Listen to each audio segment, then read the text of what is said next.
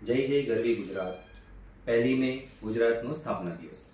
વર્ષ 1960માં 1 મેના દિવસે બૃહદ દ્વિભાષી મુંબઈમાંથી આપણું ગુજરાત એક અલગ અસ્તિત્વ પ્રાપ્ત થયું. આ અલગ ગુજરાતનું અસ્તિત્વ કંઈ સરળતાથી પ્રાપ્ત થયું નથી. એમાં ગુજરાતના યુવાનો એ ઘણાએ બલિદાન આપ્યા છે, શહીદ થયા છે. 8મી મે 1956ના રોજ મહાગુજરાત લોક લડતમાં ઇન્દુલાલ યાજ્ઞિકની આગેવાની હેઠળ આંદોલન કરવામાં આવ્યું, પ્રદર્શન કરવામાં આવ્યું, વિરોધ કરવામાં આવ્યો. ત્યારે એ વખતની સરકારે ગોળીબાર કર્યો અને એમાં આપણા એક યુવાન ચંપકલાલ સોની અને એમના જ બીજા મિત્રો યુવાનો શહીદ થયા.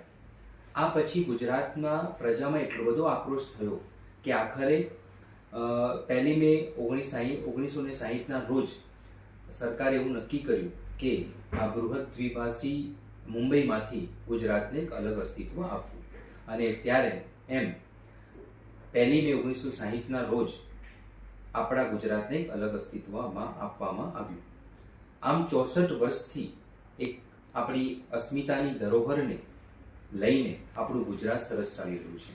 આપણું ગુજરાત એટલે આપણું ગુજરાત, મારું ગુજરાત, રમતું ગુજરાત, મારું ગુજરાત, હસતું ગુજરાત, પવિત્ર નદીઓમાં ગાતું ગુજરાત, દિવાળીમાં સરસ ફટાકડા ફોડતું ગુજરાત, ઉત્તરાયણમાં પતંગો ઉડાડતું ગુજરાત અને હોળીમાં રંગો રંગતું ગુજરાત, એવું આપણું આ ગુજરાત.